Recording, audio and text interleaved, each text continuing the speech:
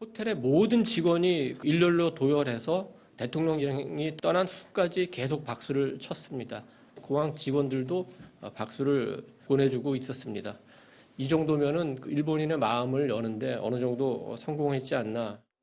그래서 우리가 이렇게 결정을 하려고 한다 했을 때 사실 일본이 깜짝 놀랐습니다. 아, 그래요? 예, 이렇게 하면 한국 국내 정치에서 괜찮을지 모르겠는데 네. 우리로서는 이것이 학수고대하던 해법인 것 같다.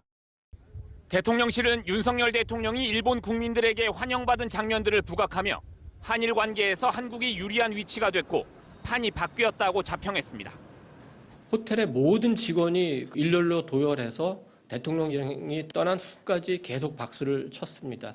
공항 직원들도 박수를 보내주고 있었습니다. 이 정도면은 일본인의 마음을 여는데 어느 정도 성공했지 않나. 한국과 일본 두 나라의 여론이 일치하는 분위기가 형성됐다고 주장하며 일본의 호응이 있을 것이라고 기대했습니다. 부정적인 여론은 역사의 큰 흐름이나 국제질서 변화의 큰 판을 읽지 못한 것이라고 비판했습니다.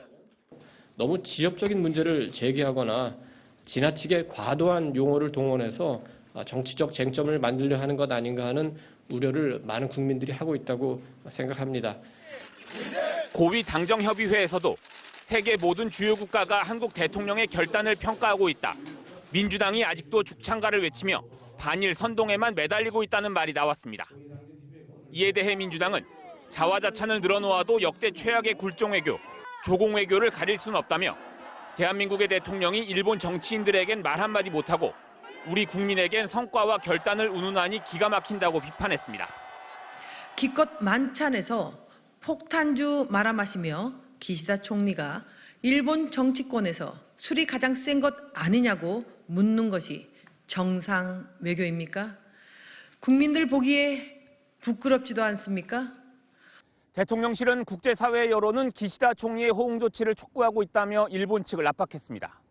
국내 비판 여론이 거센 데 대해선 일부 언론들의 악의적인 보도로 회담의 성과가 폄훼됐다고 보는 분위기입니다. MBC 뉴스 이기주입니다. 자, 이 기자, 이번 회담에 대한 평가가 그야말로 극과 극으로 엇갈리고 있습니다. 이 대통령실에서는 애초에 주고받으려는 자리가 아니었다 이렇게 말했는데 그럼 우리의 득실은 어떻게 되는 겁니까? 윤석열 정부가 한일 외교에서 첫 번째 목표로 삼는 게 바로 관계 개선입니다. 그렇게 보면은 성과가 있어 보입니다. 대통령실이 전한 일본 측의 반응을 보면은 일본 측도 꽤 만족하는 것 같거든요. 우리 정부 산하 재단이 강제동원 배산을 대신하겠다고 하자 이렇게 반응했다고 합니다. 들어보시죠. 네.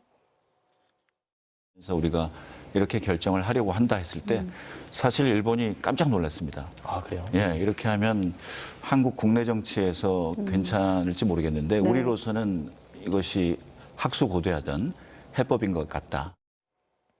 일본 측이 놀라면서 괜찮겠느냐는 반응이었는데 실제로 지금 한국에서는 여론이 악화한 상태입니다. 네, 일본이 되려 이렇게 해도 괜찮겠느냐 한국 정부를 걱정해줬다는 얘긴데 자, 지금 일본 언론들은요 이 과거사 문제뿐 아니라 독도 문제, 후쿠시마 오염수 방류 문제까지 이번에 뭐 해결해야 되는 거 아니냐 요구해야 된다 언급을 하고 있어요. 그러면 그만큼 우리도 얻는 게 있어야 하는 것 아닙니까? 그런 지적이 굉장히 큰데요. 일단 이번에 독도는 언급이 안 됐다고 했지만 앞으로도 언급 안 된다는 보장은 없습니다. 네. 그리고 후쿠시마 오염수 방류도 한일 정부가 공동으로 조사해서 판단하겠다는 좀 유보적인 답이 나왔습니다. 네. 일본이 특히 원했던 한일 군사정보보호협정 지소미아는 새 정부 들어서 실질적으로 복원이 됐지만 이번에 정상들이 복원을 선언하면서 형식적인 완결성도 갖추게 됐습니다. 그 우리가 원했던 것, 그 수출 절차가 간소화되는 그 백색 국가 목록에 한국이 복귀하는 것, 네. 여기에 대해서 일본 주무부처는 한국의 자세를 지켜보겠다고 했습니다. 자, 그럼 결국 아직은 우리가 명확하게 얻은 건 없는 거죠. 그럼 당장 한일 관계는 좋아질 거라고 하지만 이 반대 여론이 만만치 않은 상황이거든요. 네, 일단 강제동원 피해자 당사자들이 제3자가 해주는 배상은 안 받겠다고 하고 있지요. 네. 그리고 과거사에 대해서도 기시다 총리가 과거 내각의 입장을 계승한다고 하면서 새로운 말을 얹지는 않았습니다. 그렇죠. 그리고 일본 측에서는 나중에 한국이 구상권을 청구하면 어떡하냐 걱정을 했다는데 윤 대통령이 현지에서 상정하지 않고 있다고 정리까지 해줬습니다. 네. 지금까지 보자면 한국은 계속 결단을 하고 일본은 계속 요구를 하는 듯한 상황입니다. 자, 그런데 어제 게이오 대학 강연에서 나온 윤 대통령의 발언을 놓고도 지금 논란이 있다고요. 네, 어제 윤 대통령이 대학생들을 격려하면서 용기는 생명의 열쇠라는 말을 했습니다. 일본 학자 오카쿠라 덴신의 말이라는데요.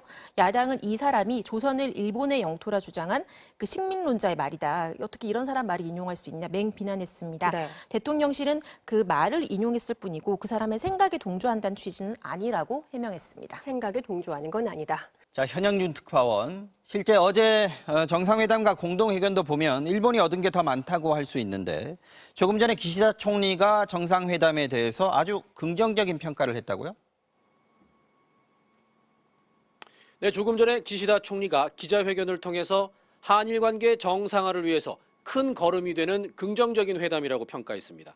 그리고 윤 대통령에게도 경의를 표한다고 했는데요. 직접 들어보시겠습니다.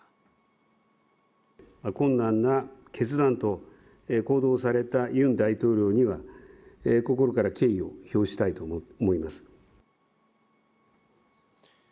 대부분의 언론들도 최악이었던 한일 관계가 정상 궤도로 돌아가게 됐다고 평가했습니다.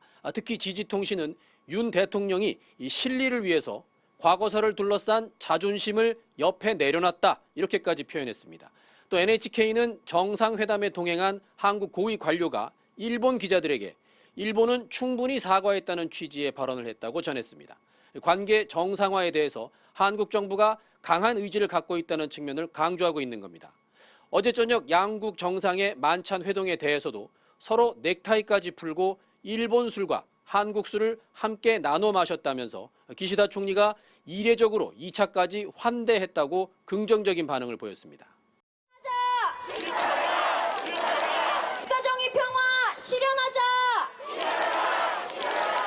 휴일 오후 서울시청 광장에 경찰 추산 7,000명, 주최 측 추산 15,000명의 시민들이 모였습니다.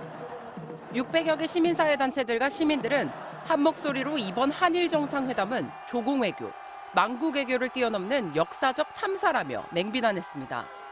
모두를 팔아넘긴 그랜드 퍼주기식 조공외교로 국민에게 깊은 상처와 수치심을 안겼다.